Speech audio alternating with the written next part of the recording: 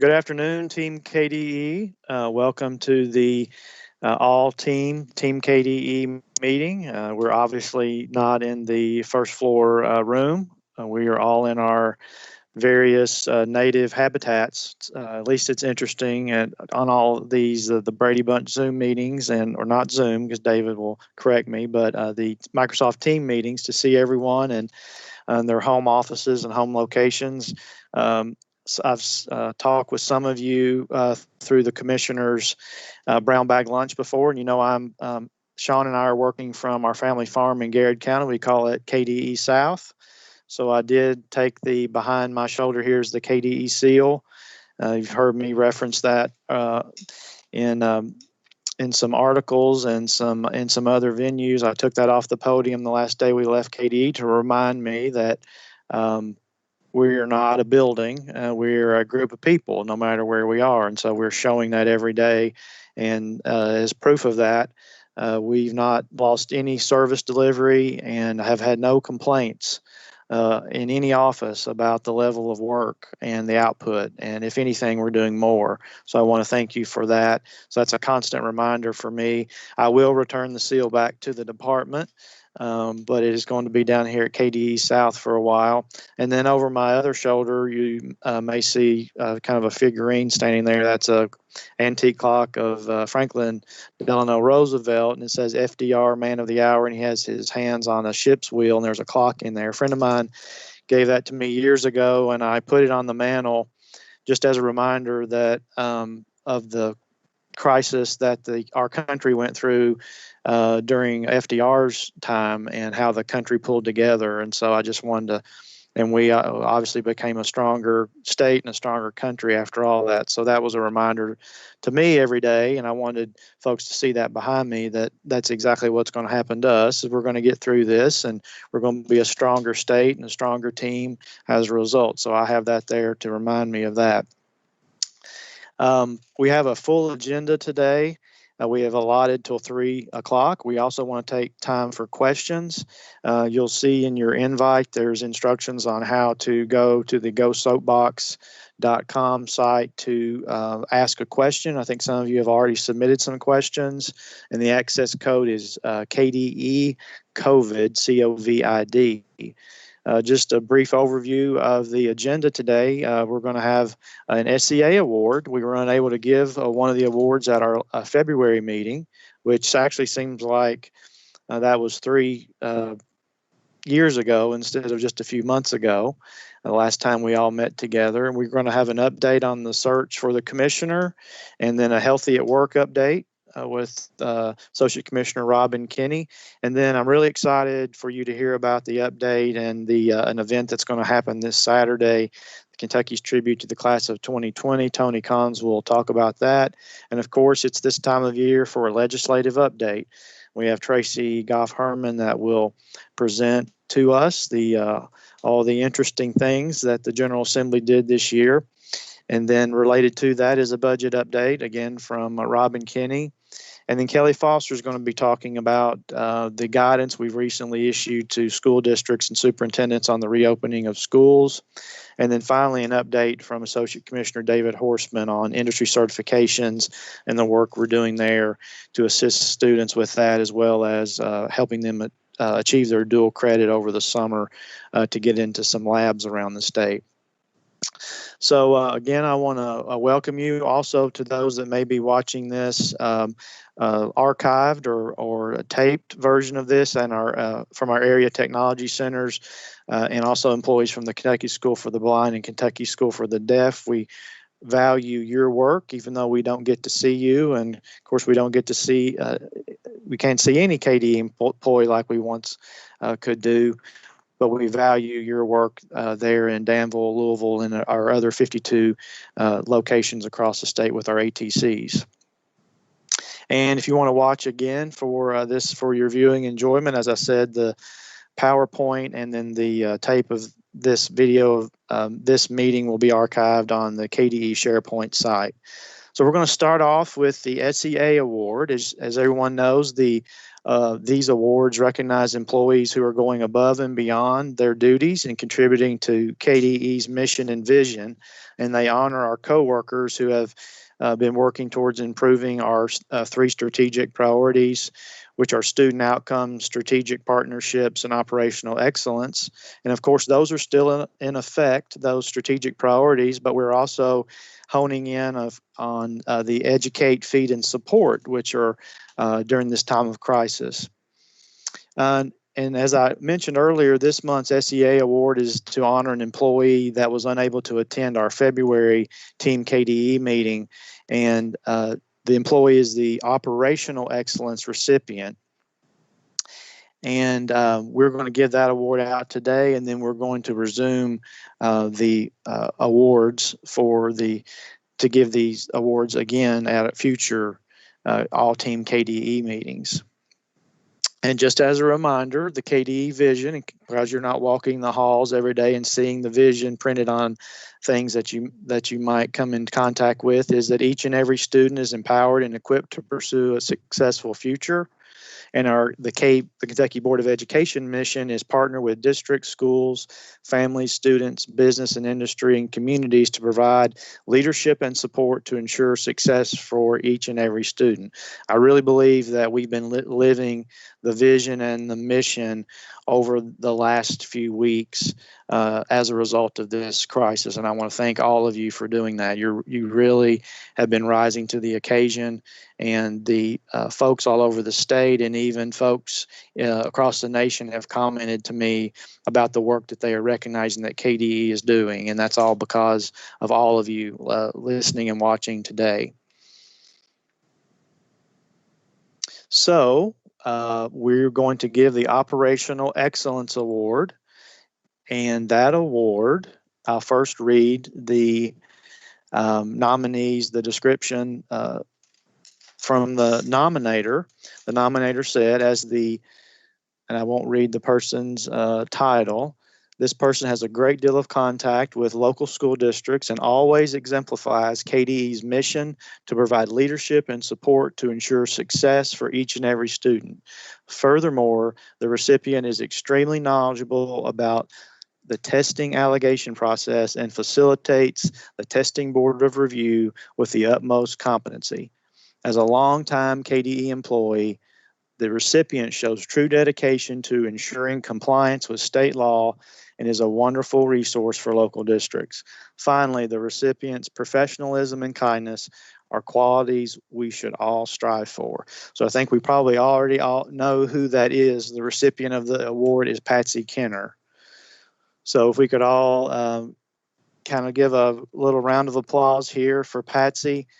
Patsy, I would wish I was there to hug you and tell you thank you in person.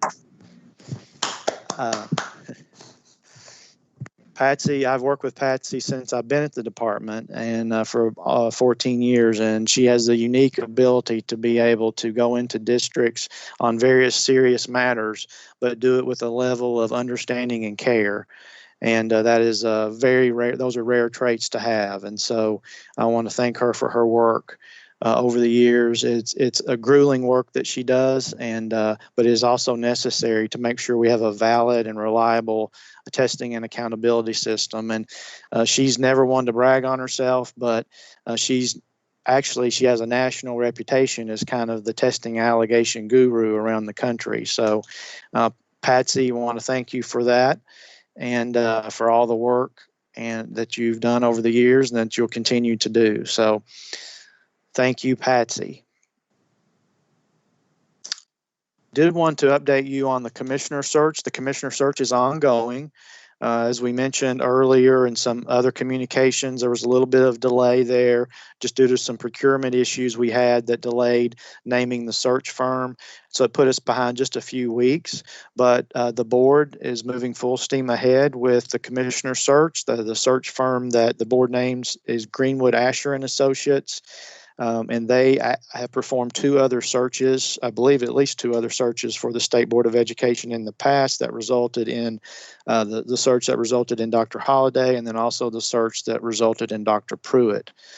And so they are doing all, they don't make any decisions on the candidates, but they assist the board in doing a lot of the legwork, assisting our communications team with doing advertising and recruiting candidates, but also taking in nominations. And that's one thing I wanted to mention to you today. You've heard me say before that when Dr. Pruitt came to the Kentucky into the Department of Education as a commissioner because he was nominated. He didn't apply to be the commissioner. And so when you see that there's a nomination process, some people may think, well, there's no way I could nominate somebody and they would end up being the commissioner. Actually, you can, because we had an employee that was employed at the department at the time, and that employee nominated Dr. Pruitt because she had come into contact with him through some national meetings and knew what a great person he was. And he was contacted by the search firm because he was nominated, and that's how he came to us. So my point is, you are all experts in your areas. You may have contacts within the state or outside the state in your areas that you may have come into contact with a person that you think fits the characteristics to be the commissioner. So please use that nomination process. It does work. It is valid. And it is one of the most important ways, I think, that we can seek candidates. You can go to the KDE's 2020 Kentucky Education Commissioner search webpage, and that includes the job posting. And then there's also information on there of how to nominate a candidate. And then that information, there's contact information for Greenwood Asher and Associates, and that's how you would nominate someone. Nominations and applications are going to be taken until May 31st.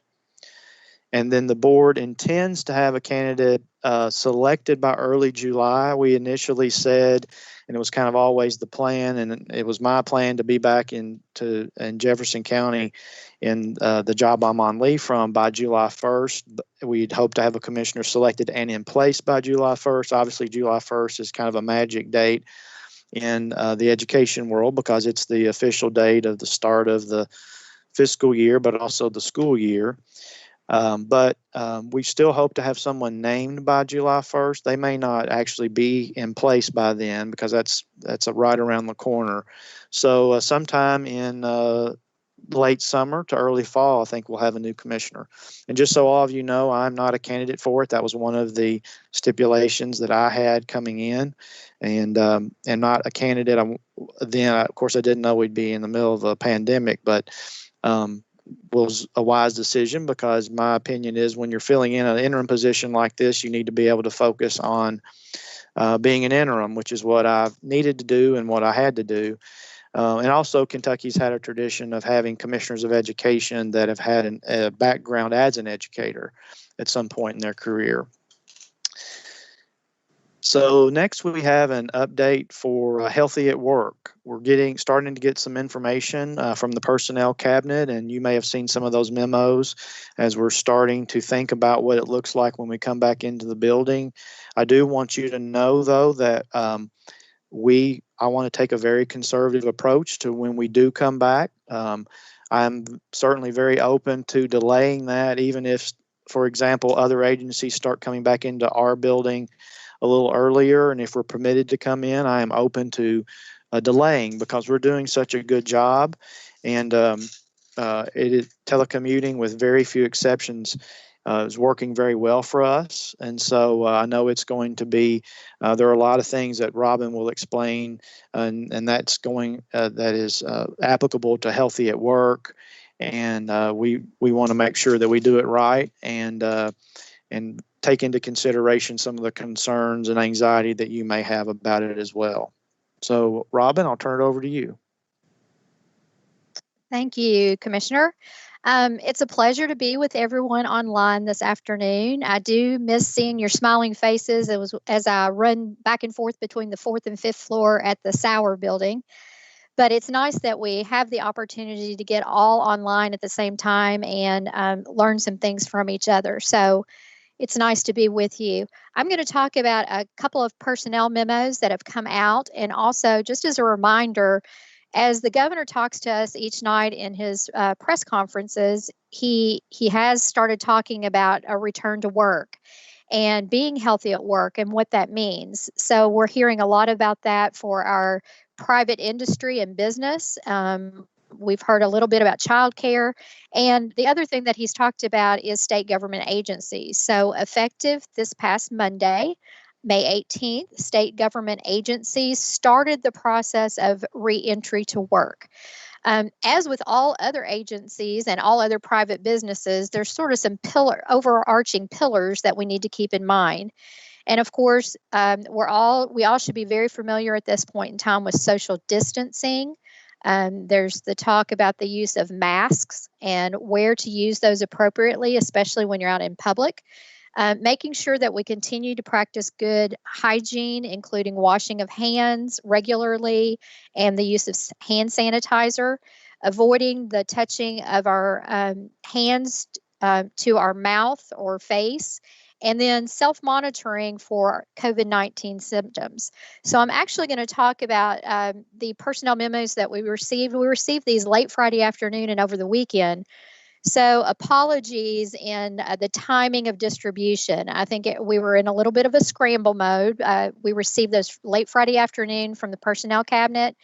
And as we all know in our day-to-day work, sometimes we get things that we have to roll out very quickly and then react afterwards. So that's what we're trying to do at this point in time. I do think we will continue to get additional guidance from the personnel cabinet. And as we get that additional guidance, as more people have an opportunity to view the documents, we certainly will pass that on and update to our staff. I'm going to start in a little different order than represented on the slide and talk about the drive-through testing for state employees.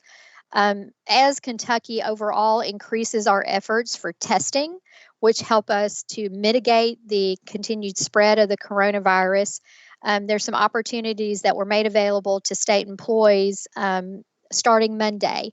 And many of you have already taken advantage of it. If you are driving in close proximity to the Sauer building right now, you would see lots of tents in our parking lot.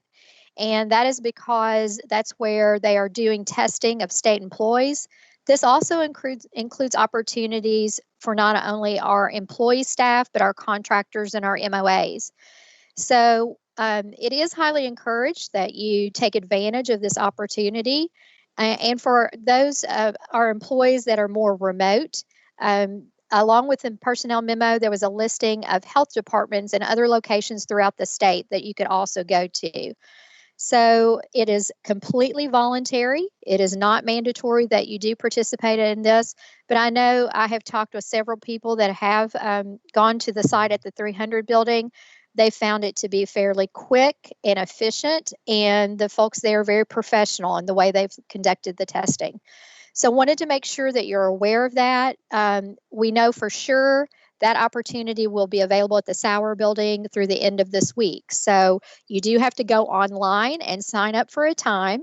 So I encourage you to look at that personnel memo to get further information on that opportunity. The other personnel memo that we distributed combines really this health and temperature screening policy and the health self-assessment form. Again, let me start by saying if you are telecommuting and you do not come to the building at all, you do not need to complete the health self-assessment form. The health self-assessment form is for those people that are coming into any state-operated or state-owned facility, and it is to encourage us, again, to be mindful of any symptoms that we may have that may give us sort of a heads up that we need to be tested for COVID-19.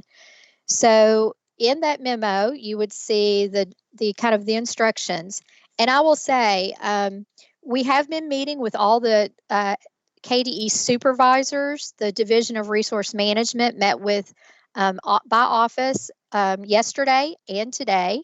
Monday and today, and Monday and Tuesday. And actually, so they've talked to most of your supervisors to kind of give them a heads up to help with questions. So the way this is going to work is if you are coming to the building, let's say you're someone that is doing a great job helping us to either receive mail and scan that mail and distribute it out. You may need to come in for a shorter period of time to either collect belongings or to pick up a file that you forgot about. Anytime that you come into the building, we will ask you to complete one of the health self-assessment forms. The form itself has days, so that you can actually do your entry daily, and then you'll be turning that into your supervisor at the end of the pay period. It asks a series of symptom questions. So you would be checking boxes yes or no based upon whether you are feeling any of those symptoms at that time. If you check any of those boxes, then you should not come into the building, and you should notify your supervisor of those symptoms. Then you and your supervisor can talk through that symptom and what it may be related to. I know we do have some employees that, for example, you may have asthma, and so you may have shortness of breath as a result of asthma, and it has nothing to do with the coronavirus. But it is important that you report that to your supervisor if you are going to check in the affirmative and not come into the building. The supervisor can then work with the Division of Resource Management and determine your next steps. This is not a voluntary basis. If you're coming into the building, we are highly encouraging you to do this. And the purpose of this, of course, is again to not have people coming into the building that may have symptoms which may lead to testing, which may lead to the coronavirus, and to protect those people that are in the building and reduce that risk of spread. We have had some questions that I'll go ahead and address. So there have been some questions about the taking of your temperature. That is one of the things that you should be doing if you're coming into the building. Right now, that is a take your own temperature at home before you come in and check. There may be opportunities at a later date that there will be someone in the building that would have thermometers accessible, but right now we're asking employees to do that on your own at your home. So that's one of the questions that we heard. There are other state facilities that there are already personnel set up at the buildings to take temperatures. So, for example, at the Capitol Annex, it's our understanding that there are staff there that will actually take your temperature before you are permitted to come into the building. That is not the case in our case at the Sauer building, and each of our facilities at KSB, KSD, or any of the 53 area technology centers. We will ask you to do that self-health assessment and take the temperature on your own. I'm trying to think if there's anything else that I need to share with you. I'm sure we're going to have lots of questions. And of course, if you have any questions at all, either on the webcast right now, you can submit through the soapbox, or if you have questions of your supervisors or for the Division of Resource Management, we are, of course, here to help you in this regard. And then stay tuned, because I'm sure there will be changes along the way. Thank you very much for the opportunity to just kind of call attention to our new policies from the Personnel Cabinet.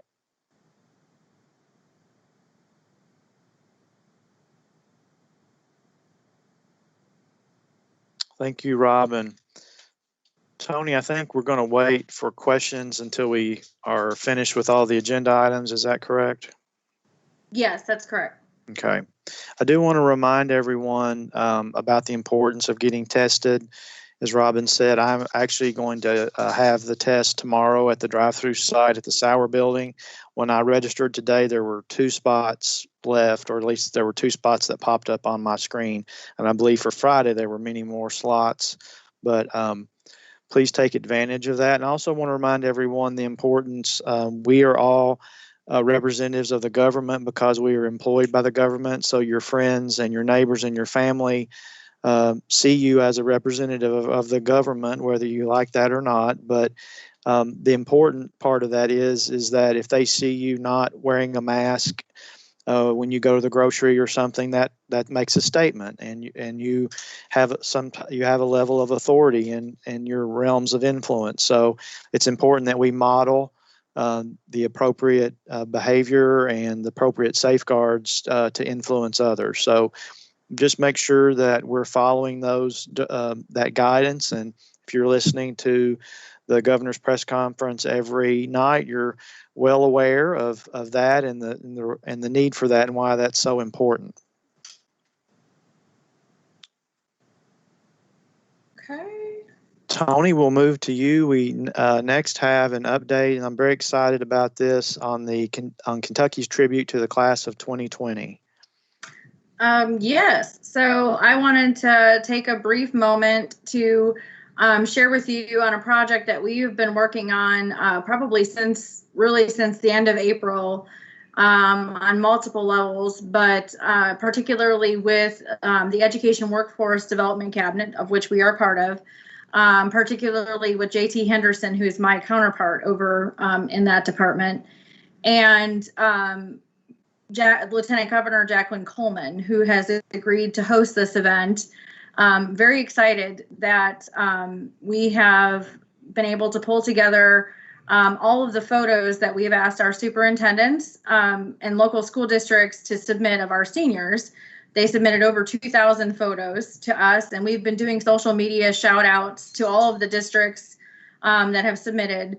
I think that you probably have noticed, unless you're not on social media, that we've been doing these since the beginning of May, several a day. We've been doing them on Facebook, Instagram, and Twitter. And so in addition to those, we are compiling all of these into slideshows that will play during this 1 hour special that we will stream on a special Class of 2020 YouTube channel. It's 7:00 p.m. Eastern Time this Saturday. This will also be streamed through the governor's YouTube. They're going to share the stream in addition to the performers that you see on here, Kentucky artist J.D. Shelburne, Lincoln Bridge, and we had a representative. Actually, she is a Class of 2020 graduate from the Kentucky State University Choir. And she's going to be singing Rise Up. It's a very great rendition of that song, very powerful. All three songs, actually there's several songs that will be featured. And throughout these songs and throughout the commencement addresses and wishes to our graduates, you will also see lots of faces of our seniors. And some of the addresses will come from Commissioner Brown, Board Chair Lou Young. We have Representative Regina Huff, Senator Max Wise, and then also Governor Beshear and Lieutenant Governor Coleman, in addition to some others as well. So again, this is tremendous work. I have to give a huge shout out to Megan Osborne and OET and Andy as well, because without them, this would not be possible. Megan is doing the lion's share of the work and putting this video together. We tried to go to KDE and ask for some help, and they're just they're at a ghost. They're at a very skeleton crew right now. It just was not going to be possible for them to do the level of work that we needed to have done to make this possible. And we really wanted to make this a reality for our seniors and to showcase the work and give them a commencement ceremony, somewhat of a commencement ceremony to honor them during this time. So this is what it will be, and it'll be 7:00 again Eastern Time this Saturday. And you can find the links to these. We will send it out again. You should have gotten an email already, but I will send another one out to Team KDE as soon as this meeting is over with, so you have it fresh in your email box, and put it on your calendar, and you should be able to follow it right from there. And with that, if you want to add anything to that, Kevin, that would be great. Well, I would just reiterate my thanks to you, the communications team, OET, Megan, Andy. What happened, and Tony is accurate, KET was unable to do it for various reasons, and I frankly told Tony to forget about it because there's no way we could pull something like this off. We don't have the time and the resources. And so you see the result. Obviously, Tony did not follow my directive, and she doesn't take no for an answer. And then that was all due to Megan, Andy saying, hey, we can do this. And so you're going to see the results of this Saturday night. And the students around the state will really benefit from this. Obviously, that's why we're doing it. And I just want to thank everybody involved. A lot of effort went into this from the districts, obviously submitting the photographs. And it is not as good, of course, as having over 200 individual graduation ceremonies with gymnasiums and stadiums full of people. But I am really pleased of all the alternative ways that we've been able to celebrate our graduates all over the state, and this is one of them. So thank you, team, for pulling this off. Next, we have Tracy Herman, who's going to give us a legislative update on the actions of the 2020 General Assembly. Right, and I'm going to stop sharing my screen. We have another PowerPoint, so I'm going to turn that over. There you go. Great, thank you, Tony, so much. Just wanted to go ahead and say hello, and thank you, Commissioner Brown and Tony Tatman. I'm going to give you a quick update on legislative and what's been happening with the General Assembly now that it's adjourned, and some updates on federal legislation as well. So I'm going to go ahead and turn off my camera and get started. We'll start with what happened in the General Assembly. This was a rather unusual General Assembly simply because of the COVID impact on the process and the agenda and what happened during session. This started off gangbusters, going very quickly during the session, and of course it slowed down quite a bit toward the end simply because of provisions and safety and requirements that had to be put in place. The public wasn't allowed to enter the building unless by invitation. Testimony was limited. And to couple that with getting the budget finalized during those days made it very difficult and a bit unusual. We did see a significant number of bills that were introduced this session. Over 1,400 bills were introduced. We only saw about 9% of those pass, though. We saw 126 new pieces of legislation, which will become law, that we'll have to deal with over the next year. July 15th has been designated as the effective date for legislation unless there's an emergency clause or there's a specific designated date in the legislation. I'm going to start this as a slideshow, so it'll pop up the whole screen for you.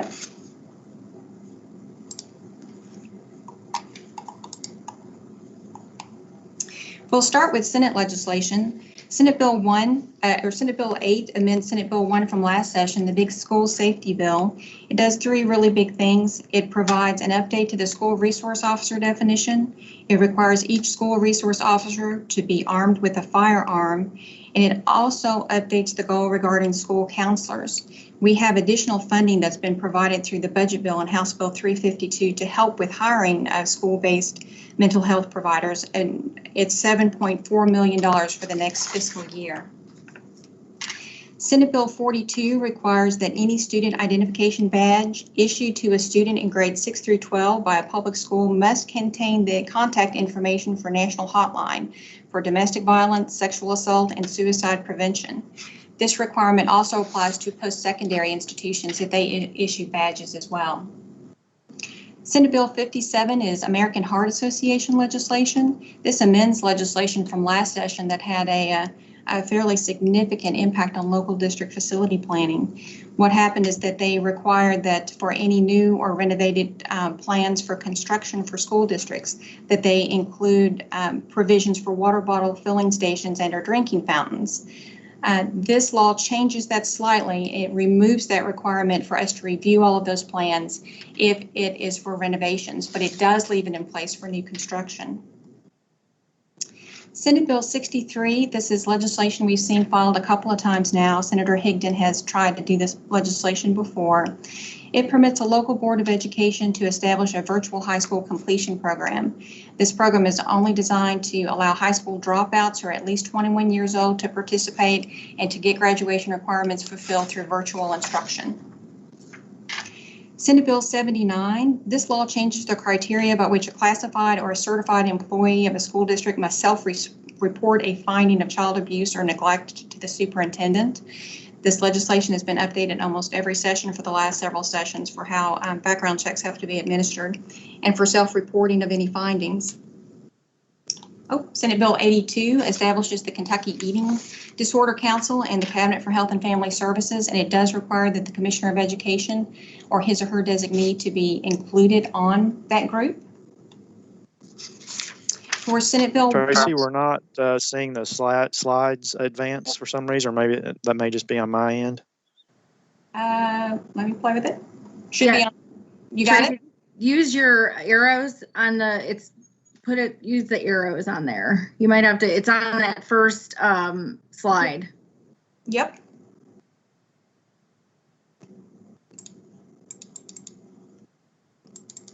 I'll go back. Is it catching up? Should be on Senate Bill 101. Might just take a second there. Okay. As the commissioners told me before, I usually talk too fast anyway, so.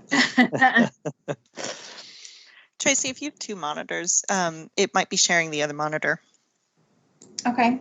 Yeah, I've run into that one too. Try that. Where is that one at? That might be the. Nope.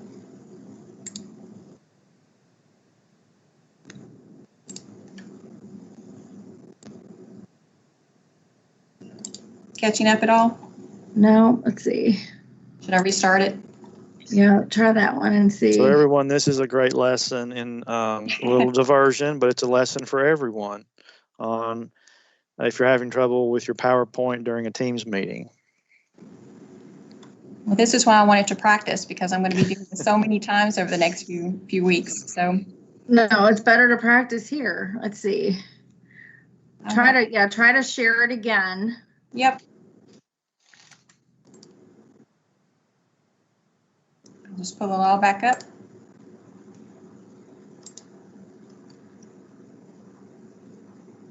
And then While we're figuring that out, I wanted to issue a clarification on my statement earlier about the wearing the masks.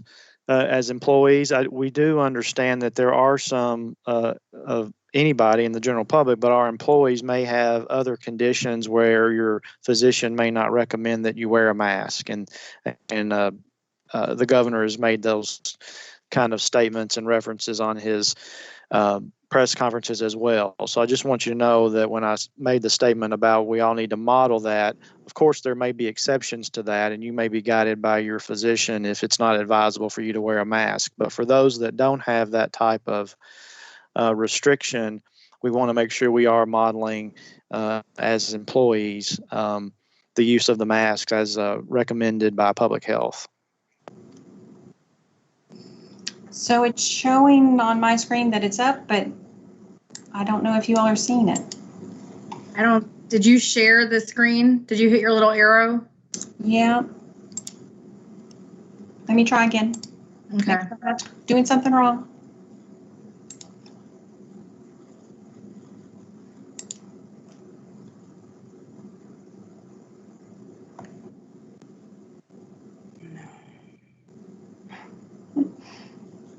No luck? No. Do you want me to present? Do you want me to show it for you and try to catch it up? Yeah, if you want to. Okay, let me see if I can grab it on there. All right, hold on. All right, let me do Now we slideshow. see something. Is that it? It's on Senate Bill 101. Yep. We There we good? go. Can I go You forward? got it. Yep, you got Okay. it. Yay. You got it. Yeah. Thank you. Practice helps. Senate Bill 101 requires the Council on Post-Secondary Education to facilitate the development and implementation of a statewide standardized articulation agreement between public colleges and universities and the Kentucky Department of Education. Senate Bill 102 is a cleanup bill for the Cabinet for Health and Family Services, but one of the changes that it makes is to add the commissioner or his designee to the Kentucky Commission on Services and Supports for Individuals with an Intellectual Disability and Other Developmental Disabilities. Senate Bill 158 is something the entire agency is going to be very familiar with very shortly. It makes significant changes to the accountability assessment system, school turnaround, charter provisions are included in that, local graduation requirements. It touches on just about everything. For accountability and assessment, it really does require us to create a new system of accountability for district schools and student populations with implementation from data from 2021 and 21-22. That will require a new rating system and the establishment of new cut scores for the two new designations for status and change. It also updates identification for support and improvement to align with federal ESSA requirements for targeted support and improvement and for comprehensive support and improvement schools. It also updates audit and turnaround provisions and requires local boards to choose a turnaround team from a KDE approved vendor list. It requires the department to promulgate regulations on how the department will disperse school improvement funds to schools identified for CSI. This is all in federal law, federal regulations, so I don't even think we'll be needing to do that necessarily. It also prohibits the minimum requirements for high school graduation to include a post-secondary readiness indicator. This is also prohibited at the local district level for them to add this on into their own graduation requirements that are above the minimum set by the state. We have yet another reporting requirement. KDE has to provide a report annually to the Interim Joint Committee starting in 2023 on the performance of those turnaround vendors. It also redefines achievement gap. It also makes an update to the charter authorizing training requirements that are in statute. The state board has already amended its regulation related to this issue, but it does address how charter authorizer training for local school board members isn't necessary until after the application has been received. Moving on to Senate Bill 174, it does two things. EPSB wanted both of these changes to move forward. It allows national board certification to qualify a teacher for rank 2 status, and it also updates the principal certification requirement by removing the Kentucky specialty test, instead requiring the school leadership or the school leader licensure assessment. Senate Bill 177, you all are probably very familiar with this too. It is the COVID relief bill specifically for K through 12 that the General Assembly adopted. The biggest provisions, which you all probably already heard tons about, are the non-traditional instruction days and allowing that to go beyond the 10 days. It has a lot of other provisions in this bill. It requires us to report on how the NTI worked to the legislature by October 30th. It also has several provisions that KDE had already acted on before the legislation was finalized, and that included getting waivers from the federal government about accountability assessment testing and systems for next year, and also for the School Lunch Act. Senate Bill 177 also does some other things. It allows local boards to revise their district's certified evaluation plan. And as most districts are already aware, because OFO has been in touch with them and the deadline has already passed, about notifying the department about submission of which year's attendance data that they want to utilize moving forward for the calculation of SEEK. Senate Bill 193 establishes a goal of increasing the number and percentage of students in underrepresented groups participating in computer science courses. This is for middle and high school students. Senate Bill 249 increases the amortization period for financing the unfunded liability for the Kentucky retirement system, the county employees retirement system, and the state police retirement system. It's going to go from 24 to 30 years, and it also freezes the CSRS contribution rate, or the employer contribution rate, for 1 year. Moving on to the House. House Bill 266 expands provisions for military families to pre-enroll a child in a school district. The child can enroll and begin attending school regardless of a child's temporary residence if they're a military-related family. It also includes that child in the district's calculation for ADA.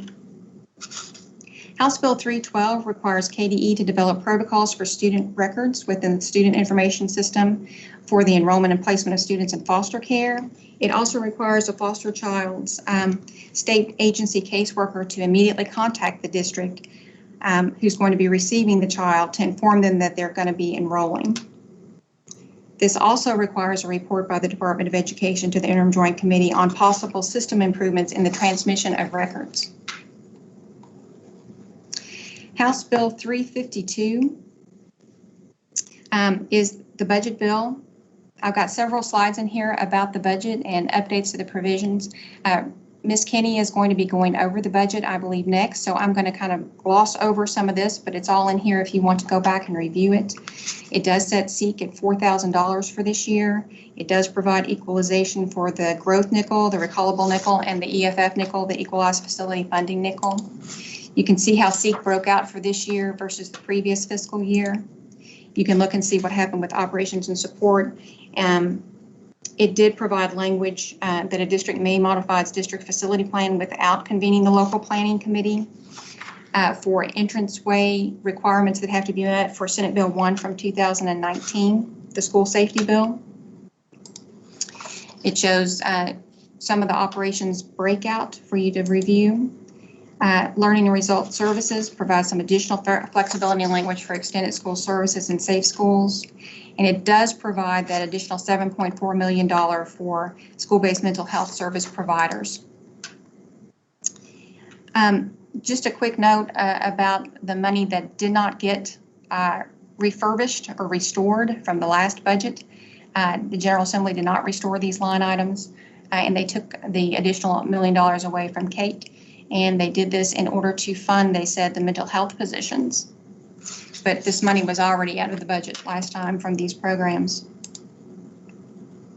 Additional language for the budget for ATCs. It provides language for the transfer of an ATC to become locally operated, and it sets out the provisions just for the transfer over this biennium. Just a quick note, I know that's a tiny slide, but all of those items in green are funding that goes to outside entities beyond a local school district or outside of KDE. These are for individual groups or nonprofits that provide related educational services. We had a couple of new ones put in there, Jobs for America's graduate program and the Kentucky Alliance for Boys and Girls Club. Some other general provisions, it does allow local districts to adopt and the KBE to approve a working budget that includes a minimum reserve of less than 2%. Education and Workforce Development Cabinet got $581 million for employer and apprenticeship services. And then, and I know this will be talked about a lot, the Volkswagen settlement is facilitated and under the Energy and Environment Cabinet. And I think Robin will probably be able to have more updated information on where that's at with the cabinet. Looking at school facility construction, they did get $58 million in additional offers of assistance for over the fiscal biennium is the way the language is written, even though the budget bills for a year. It also authorizes additional offers for 4 specific districts, and these are supposed to be the top 4 districts in KFIX for these projects, and that's Mason, Lewis, Rowan, and Green, or Rowan, as I'm supposed to say, I think. EKU gets $4.57 million for the model laboratory school, and there's legislation affiliated with that. And then, of course, we see the Public Protection Cabinet have some additional language about the discretion of local districts to be able to use local governments to plan, review, inspection, and enforcement responsibilities over public buildings related to educational purposes, if the local district chooses. And then the early childhood development initiatives that are funded through the Phase 1 tobacco settlement. KIA also had quite a bit of language in the budget. The dual credit tuition rate ceiling is at 2/5 of the per credit tuition hour amount charged by KCTCS. It also includes language that you can't penalize students who aren't able to finish out this year because of the COVID situation.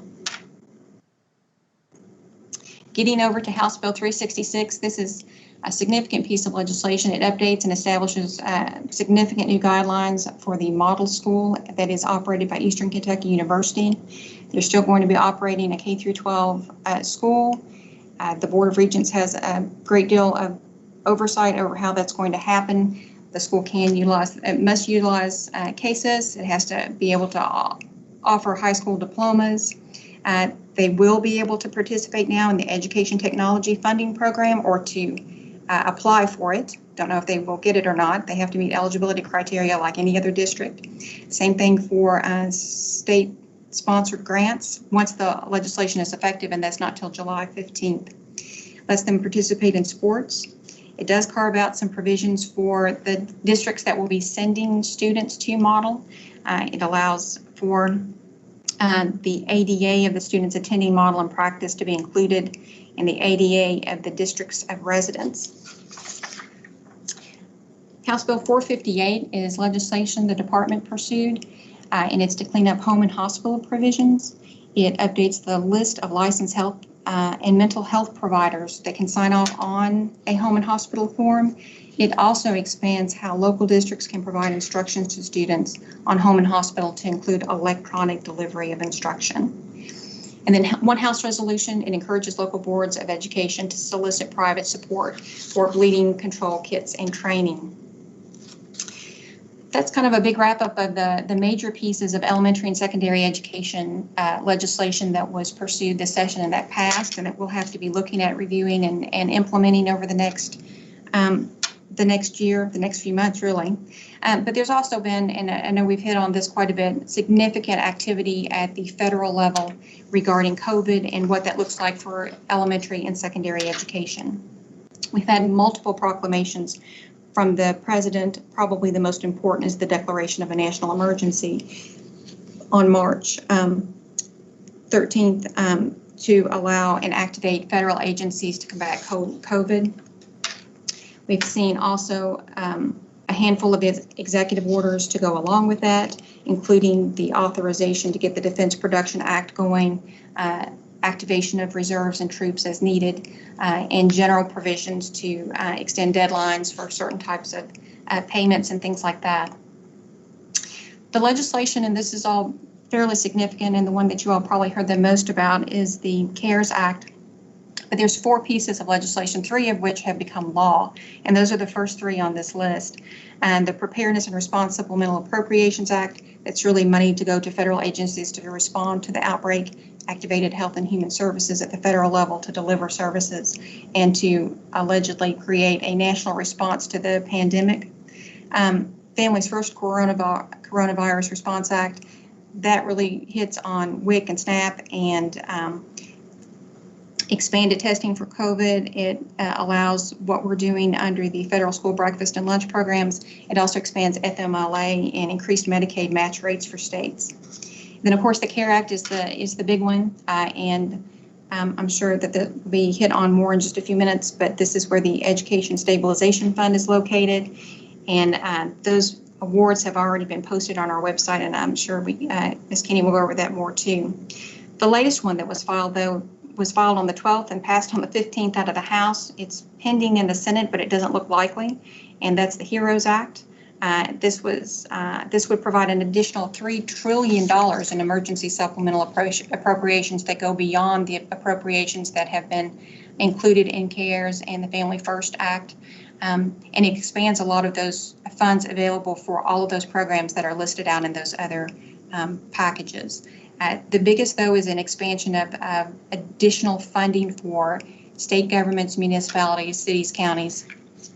Don't know what likelihood there is for that to pass, but I think what we're hearing right now is that it isn't likely to pass at the federal level.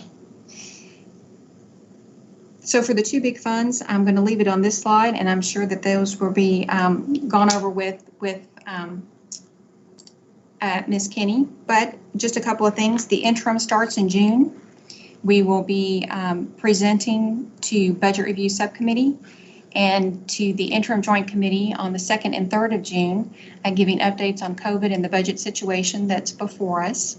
And we also have a lot of other activity happening because the Consensus Forecast Group will also be meeting and will be providing an update to the revenue and budget figures.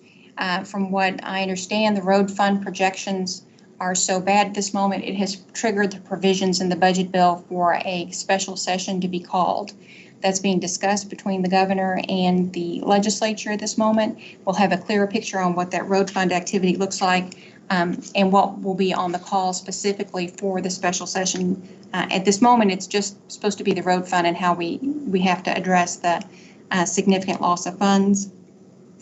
But there's also the possibility that had been discussed of a separate special session to address the budget overall and generally. The General Assembly only passed a 1-year budget, and I think that will be something that they'll either address during the interim or they will go ahead and do it in the short session, which presents other issues. Once a constitutional issue, you have to have a constitutional majority of membership of both chambers to pass a budget bill in a non-budget year. So that's something that they'll have to be reviewing and looking at as well. The budget situation is going to be something that we're going to hear a lot more about over the next few weeks, especially as all of the updates are provided by the Consensus Forecast Group. They're meeting at least once. It's very likely they can meet more than that, just based on the the significance of the revenue shortfall. And certainly if that fourth federal piece of legislation doesn't move forward, I think that will also be something that states will react to in terms of whether or not they think they've got enough support from federal tax dollars to support the revenue shortfalls happening in the states right now. And that's a wrap of the 2020 legislative session and a quick update on what's happening at the federal level. Thank you, Tracy. Very good summary. I encourage everyone to go back and look at the slides and the details, and obviously read those bills as if you haven't already done so, that pertain to your area and your offices and divisions, and pay attention also to obviously the effective date of pieces of those legislation. We next have a budget update from Robin Kinney. She will go into a little bit more depth. Tracy provided a great overview of the state budget and then some of the federal acts, and Robin will take us through with some more detail. Can you all see the screen? Yes, Yes. we can. Thank you, Tony. If you'll go to the first slide, please. Actually, I wanted to really thank Tracy for doing such a great job with the legislative update, which included a lot of provisions in House Bill 352, which is the executive branch budget. Her summary is just really, really good. And as Kevin said, I would encourage you to especially pay attention to the things that affect your particular area. I'm going to talk kind of high level a little bit so that things that might have particular interest to you as an employee in the Department of Education. So the budget is, as Tracy said, just for 1 year, very unusual. You know, I think the thinking was, with as much uncertainty as surrounds us as it relates to the coronavirus and what revenues are going to look like, what kind of opportunities we really have for appropriations and moving forward is still just very unknown. And so the General Assembly decided to kind of take the first bite at the first year, even though we are already hearing some things that make the budget that has already been passed for that first year a little unlikely to come to fruition. SEEK, which is our biggest appropriation, came in at a $4,000 per pupil. Throughout the conversation of the General Assembly, we saw lots of opportunities before the coronavirus really hit our streets of looking at a higher amount for SEEK, which we were very pleased to see. But that did not come to bear. And so 4,000 is what we are funded at right now. So they just chose to kind of hold that at status quo. For fiscal year 20 SEEK, we had about an $85 million excess in SEEK for this year. And the prior budget, the budget that we were in for this fiscal year, directed that money to go back to the local school districts to fund transportation.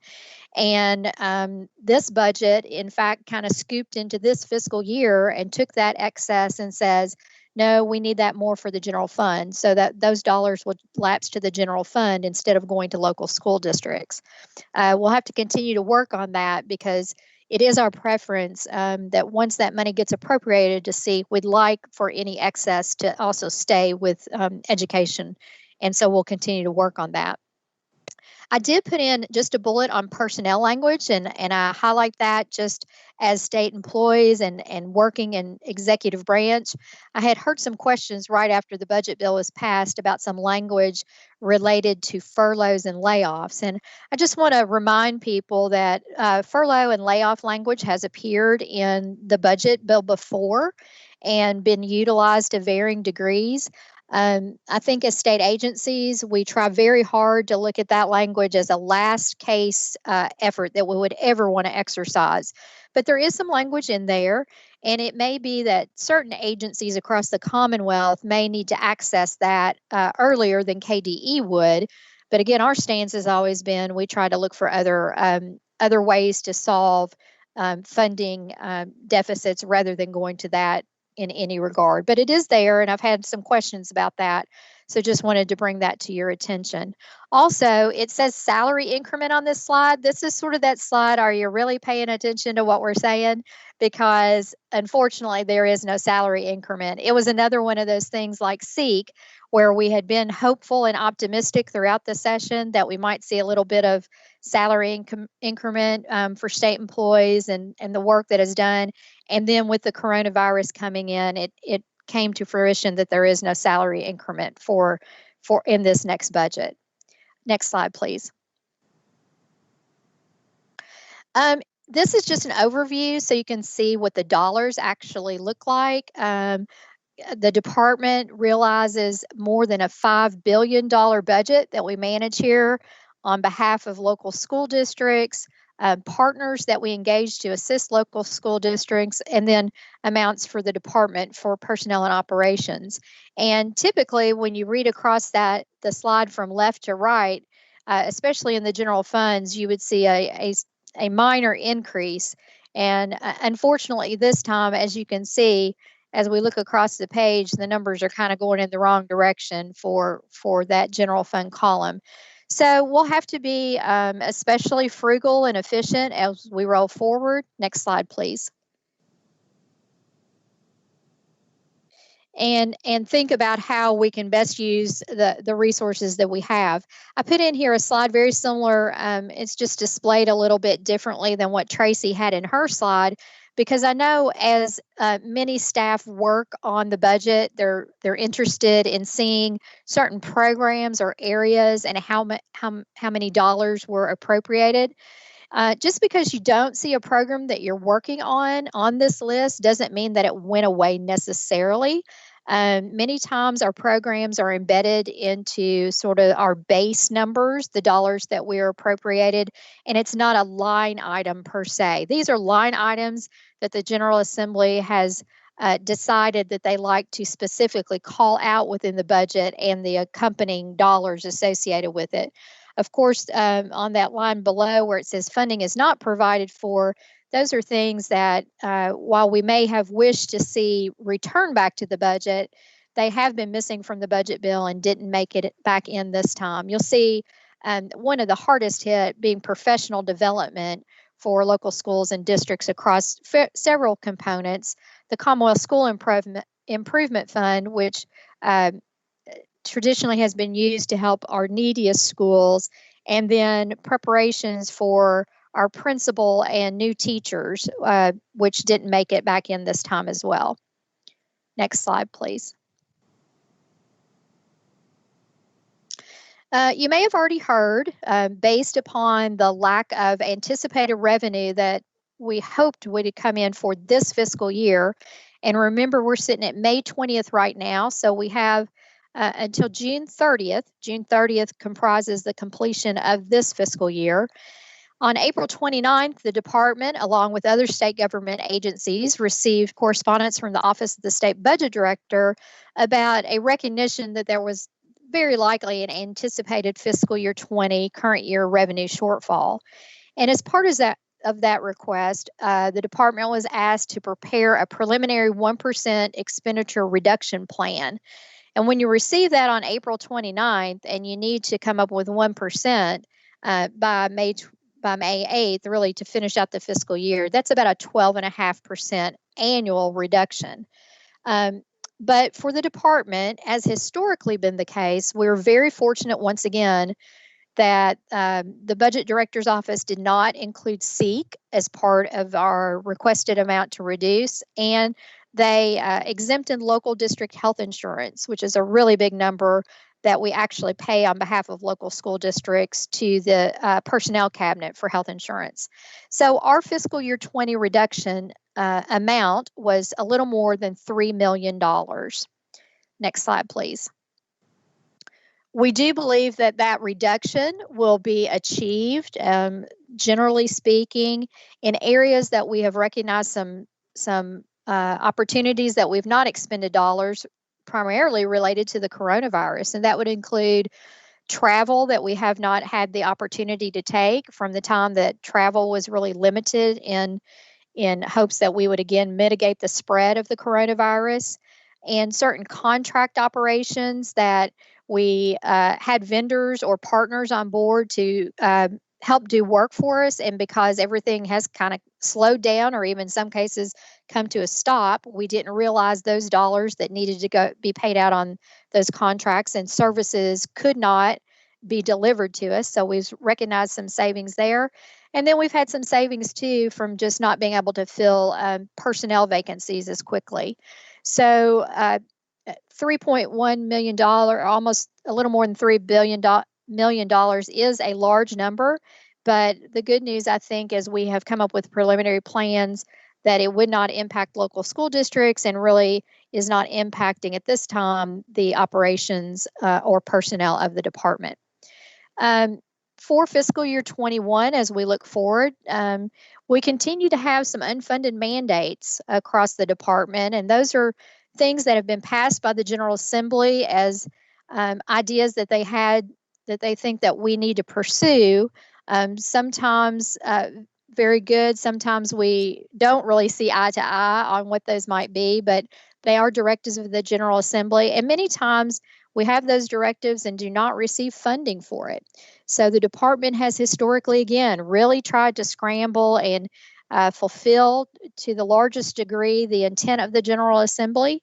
And that is going to become really, really hard to do.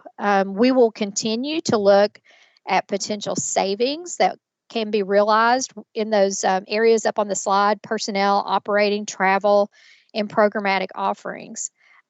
We have also learned from the Office of the State Budget Director that they believe that this lack of anticipated revenue is expected to continue into the first and second quarters of the next fiscal year. So even though we just had a budget that just got passed, it is very likely that that is going to change, that we will continue to be requested to reduce our budget. And as Tracy talked about, the consensus forecasting group meeting this Friday might be our first glimpse into what that might look like as they examine all the models and the economic indicators of what is happening both in our state and across the nation. So, but fiscal year 21 budget reductions are a very realistic possibility. Next slide, please. Tracy touched briefly on the CARES Act, and I hope that lots of you have already heard about the CARES Act, especially as it relates to the Governor's Emergency Education Relief Fund and the Elementary and Secondary School Emergency Relief Fund. Both of those funds, we've been working very hard across the agency to put together guidance for local school districts, as much of this will benefit those local school districts. First, from the Governor's Emergency Education Relief Fund, Kentucky received about $43 million, and of that, $30 million has been allocated by the governor for K-12 education. School districts will utilize funds associated with this appropriation for remote learning, technology, and the continuation of very important school nutrition services as we continue to feed children across the Commonwealth. Out of the Elementary and Secondary School Emergency Relief Fund, Kentucky receives about $193 million. 90% up to 90% of that, 90% of that needs to go to local school districts, and so that will be allocated per Title I, Part A. And there's broader flexibility in uses for elementary and secondary school emergency relief funds. It's not confined just to remote learning and school nutrition services. Next slide, please. So as far as those two funds are concerned, one final word. Again, we've been working across offices for guidance on that. The amounts for each district have already been posted on our KDE website, so districts can go out and actually look at how much they will realize from those. Another important aspect of the elementary and secondary fund is that up to 10% can be withheld by the state agency in order to benefit local school districts and to help other relief efforts associated with the coronavirus. So across offices have been working on good recommendations for that, and some of that may change or affect your work here at KDE, all again, us working together to support local school districts as we move forward in the coronavirus. So this was kind of quick and high level. Again, I would encourage you to go back and read Tracy's legislative update as well, because it has lots of particulars about the legislation and specifically on House Bill 352, the budget bill. Thank you so much, Kevin, and back to you. Thank you, Robin. Again, we have a lot of detailed information on today's meeting, and we encourage you. We know you're going to have to go back and look it over again. It's all important information, affects the work of the department. So please go back and look back over the PowerPoints to learn more about the budget and the recent legislation that's been passed. Next, we also have a very important subject. It's the guidance that KDE just issued on reopening schools with Dr. Kelly Foster. Good afternoon, everybody. I'm going to share the guidance document with you all in case you haven't seen it yet. Kevin, can you see it? Yes. Okay, great. So currently this is posted on the KDE's COVID-19 webpage under the FAQ document, or under the FAQ blue box. And we're working with Communications right now on that page on having a reopening page. So that'll be coming out soon, and we'll move this document into that. What I wanted to share with you guys was a little bit about how this document came into play. We've been working with the cross-agency team on trying to get some quality guidance out to schools and districts quickly about thinking about reopening. And I believe it was 2 weeks ago when the governor and lieutenant governor shared with Interim Commissioner Brown that they wanted school districts to start thinking about reopening, possibly on an early timeline, a traditional timeline, or late timeline. And so we started developing our guidance around that.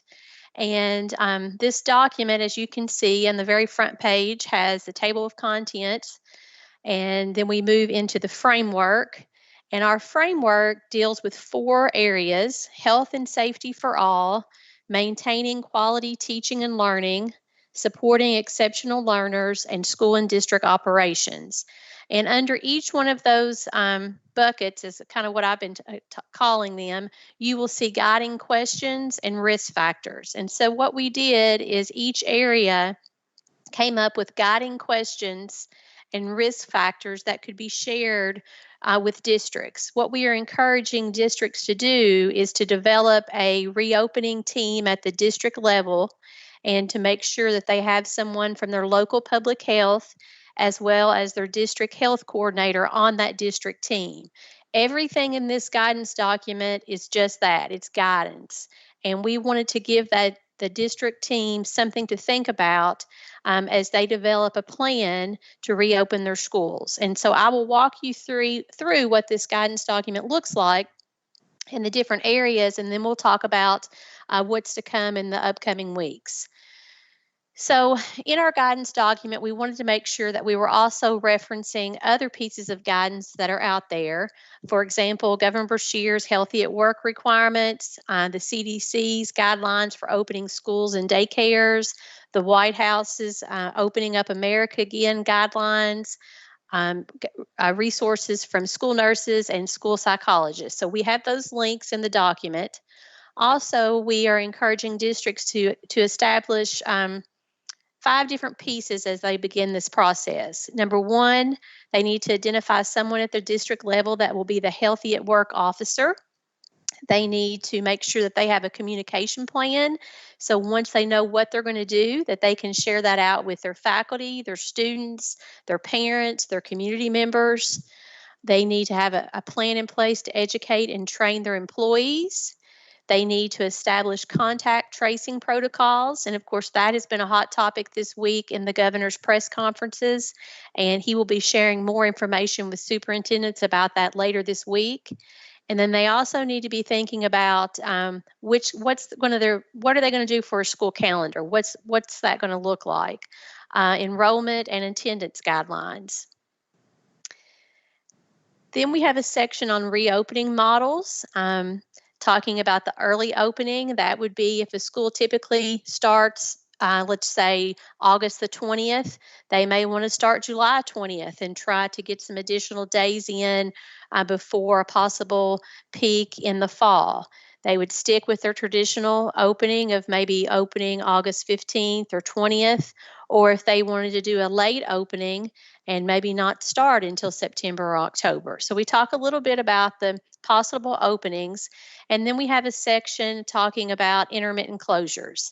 You know, there is a chance that we could get back to school and there could be a peak in the fall and schools would need to shut down rather quickly, like they did on March the 16th. So we want to keep that on everybody's minds as they start to think about developing plans.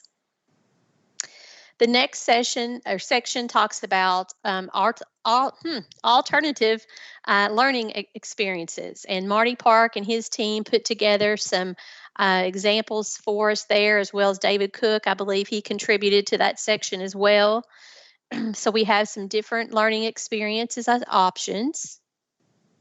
And then we really go into the framework. And so you will see under the framework, our first bucket is health and safety for all. And then the guiding questions that we're asking the district leadership team to think about when developing their reopening plans are listed. And then risk factors that they should consider when thinking about opening. And then we have a bucket of maintaining quality teaching and learning. It's set up the exact same way. And then we move into supporting exceptional learners. We felt like this was an important category that needed to be a standalone. At first, I think there was some discussion about it would be part of teaching and learning, but we feel like that we needed to have a section just for the support of exceptional learners. And then the final section is school and district operations. So you may have friends or family members that are working in local school districts. And I think Kevin has said recently in a couple of meetings that he's heard that, you know, people were very supportive of the guidance, that some people thought it was too much, some people thought it was too little. And so we were probably right there in the middle somewhere. So this was a cross-agency project that moved very, very quickly. And so I want to publicly thank everyone who was involved in this. I'd also like to thank Dr. Matthew Courtney in my office who helped us organize this. I'm working closely with Kay Kennedy as we continue to develop additional guidance pieces, and we are also working with public health and meeting with them once a week virtually. I will tell you, moving forward, our goal is to get all the additional guidance out that's on the table right now by June 15th, because we want superintendents and district teams to have everything that we can get them as quickly as possible so they can use those documents in the planning process. Of course, depending on what happens with health cases and different things here in Kentucky, we may have to release additional guidance after that. But right now, our first goal is June 15th. So just to kind of give you an example of what this is going to look like, and many of you all are on this meeting this afternoon that I have a cross-agency meeting with on Friday. So you will hear this again then, but we want to roll out 1 to 2 pieces of guidance each week. And that sounds like a lot, but keep in mind this document was kind of the agency document.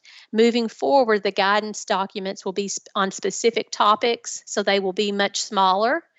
And so, for example, if we roll one out on a Monday, then whatever the topic was would be part of the superintendent's webcast on Tuesday. So next week we have a holiday on Monday, but we're going to try to get out Tuesday morning the guidance around social and emotional health for reopening, and then that would be part of the superintendent's webcast on that Tuesday. So if you're part of that cross-agency team, we have a meeting scheduled on Friday, and we'll talk more about that. But that's just kind of a high-level overview of what we're trying to do for schools and districts around reopening. Every school and every district are going to have to think about what that looks like because they all have different needs, but we want to make sure that we are providing them the resources and the guidance that can help them make those tough decisions. And so moving forward, I can't remember if I said this at the beginning or not, I apologize, but there will be a section on the webpage that talks about the reopening guidance. And so there'll be a section for the KDE guidance, and then we're also collecting different guidance pieces from other national organizations, and there will be a section there where you will have all those linked in one place as well.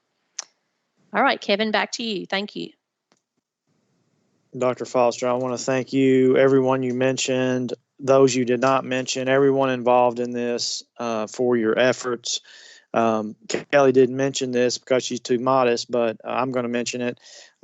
She's been asked to present this document on behalf of the agency to the National Association of State Boards of Education in a virtual meeting tomorrow, as well as the Southern Regional Education Board out of Atlanta, Georgia tomorrow as well. It's not so much because what's in our document is unique as much as how we put it together, how we've rolled it out, and the fact that we did it pretty quickly while some other groups are still trying to get some of this together. I'm not saying that to criticize other states or anything. Of course, I am partial to Kentucky, but that's due to everyone's efforts. And So I just want to thank everyone. It's a great document, and it's really already working to help focus the conversation in school districts and communities so they can make the best decision moving forward with all of the evidence and obviously with safety and health and safety in mind. And then, Kevin, I was just going to say we did in the PowerPoint that we will send to Team KDE. We did break down. You will be able to see the document because we'll send it to you with a link in case you haven't had a chance to check it out. But we did break down on the PowerPoint for you, and then that leads us to the last. That leads us to the last slide. Sorry, Yes. Tony, I didn't realize you had those slides in there. I apologize. That's okay. So we have we're running a little short on time, but if you all are I don't think anyone has any place to go. So except maybe another Microsoft team meeting. So if we can, we'll stay a little later to answer questions. But we still have, I think, the update from Associate Commissioner David Horstman. Well, actually, that was his slides were included. We're moving him to next month. Oh, so okay. That was perfect. Yeah, that was a mistake on my part. So I didn't get that memo. Okay, so you were all right. So I see what's going on now. I'm just now catching up. Okay. Yes. So we're so why don't we, before I close it out, why don't we take the questions? Okay, sounds good. I am going to pull those up.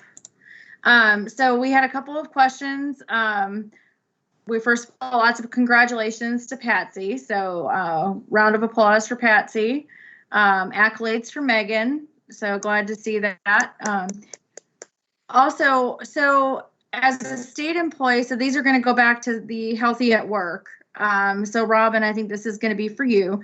As a state employee who is telecommuting and does not have any symptoms, do we need to get tested prior to coming back to work? So, Tony, I tried to start typing in answers to some of these questions in response, but for that one about if you're a state employee and you're not having any symptoms, and you are not required to have any testing at all at this point in time. But the governor, of course, has encouraged us, and especially if we are employees that are coming back into state buildings, either state owned or state operated, or if we're going to be doing any work with the public, we are being highly encouraged to get tested, but it's not mandatory at this time. Okay. And then I'll go ahead, in case y'all are not, don't know how to work the soapbox, I'll go, the second question was the provision that state employees must work more than 37.5 hours weekly get passed? And then Robin's response to that one was there is language in the budget bill which expressed an intent to move executive branch employees who are currently at 37.5 hours to a 40 hour work week in the 2022-2024 biennium. So that is where we are on that. Yeah, so in other words, it's not applicable. It would not be applicable if it stays true until the 2022-24 time frame. They've just expressed an intention that they would like to see us move from a 37.5-hour work week to a 40-hour work week for anyone who is currently at 37.5. So for right now, for those of you that are only working 37.5, and I know there's lots of us that are working more than that, we're still at 37.5. Nothing's changed. Okay. The next question is we were told KDE employees who would be provided a mask if they didn't have their own and had come into the building. Where are these being distributed? So for masks, we will have those available. They're not with us right now, but if you're an employee that is required to come into the building, if you can reach out and you do not have a mask, if you can reach out to the Division of Resource Management and we will make one available to you. We do have those on order and they should be here shortly. And then we'll, just like we did, we'll send out a communication to let you know where you can pick those up. Okay. And then there was a question about, doesn't talking with your supervisor about symptoms break HEPA laws? So I think what they're referring to is HIPAA, which is the health insurance protection laws. And we have not received any indication of that is a violation. Of course, we're in a different place than in most cases. We are dealing with a worldwide pandemic and a communicable disease. But we have, out of an abundance of caution, sent that question to the personnel cabinet so they can clear that with their general counsel. Okay.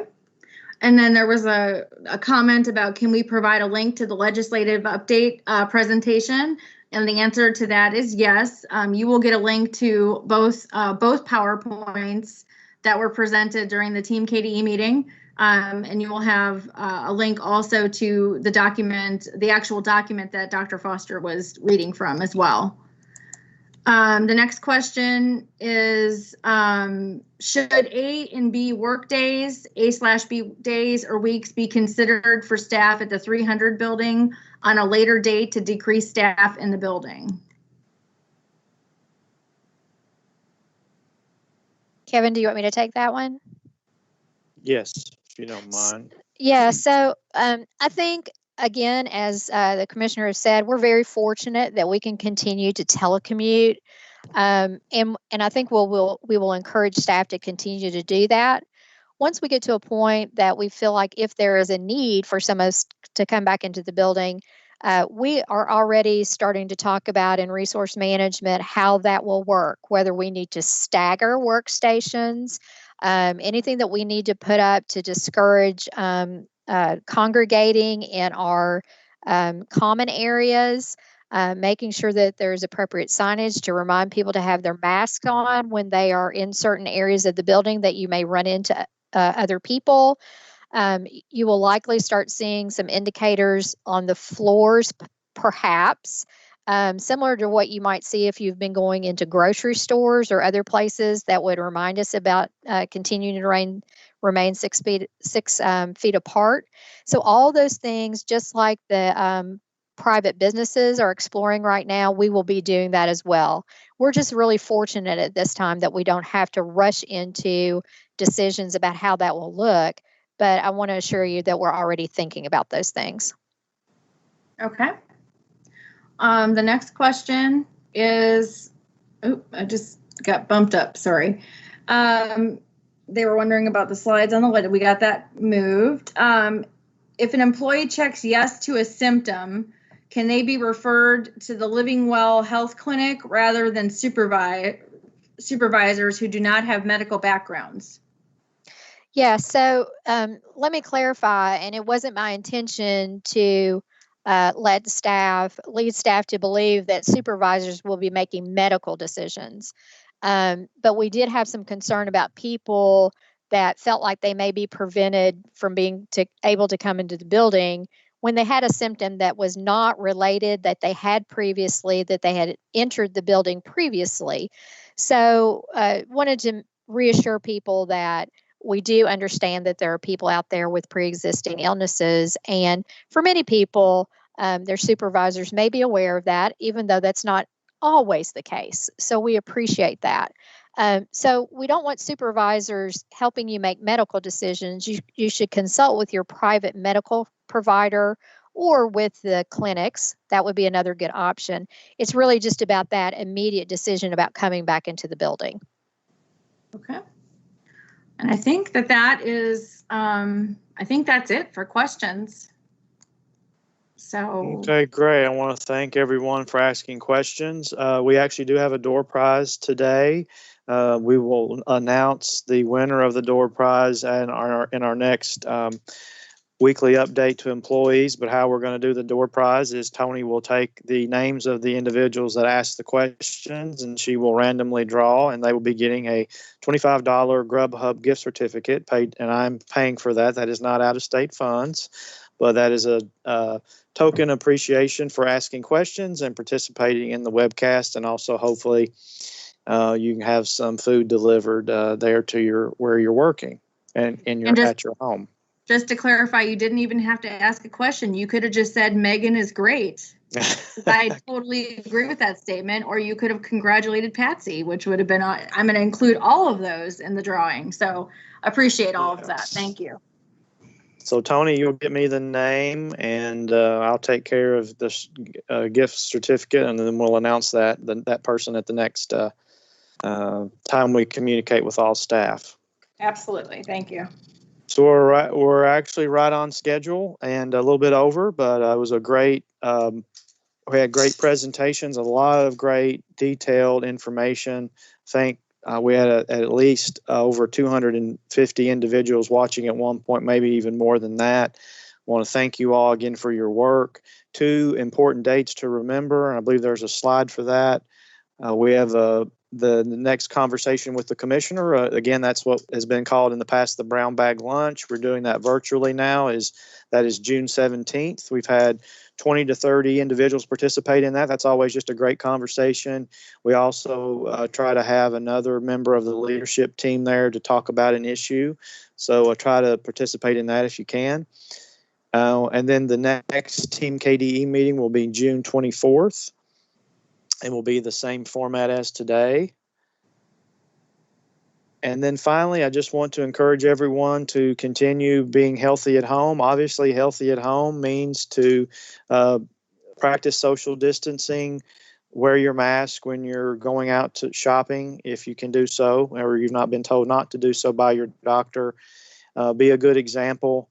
And also that means eating healthy, trying to get some exercise and recreation.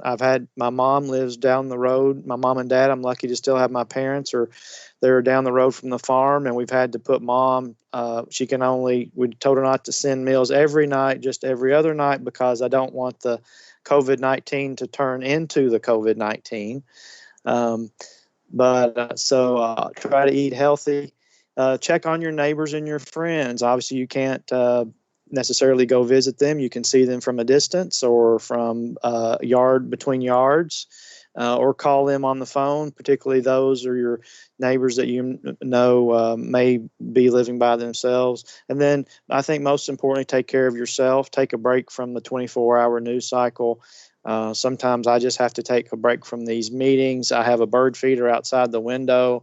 My dad has let me borrow his Birds of Kentucky book, and right now there's a red-bellied woodpecker outside, and I believe there's a male-female pair. So it's interesting that in this time you can stop, and as I say, and sometimes this is causing us to smell the roses a little bit. So pay attention to the beauty around you, particularly here in Kentucky and in the spring. So you all are doing a great job. I am honored to be a part of the team, and we'll look forward to seeing you online. Everybody have a great rest of the day and a safe and enjoyable holiday weekend.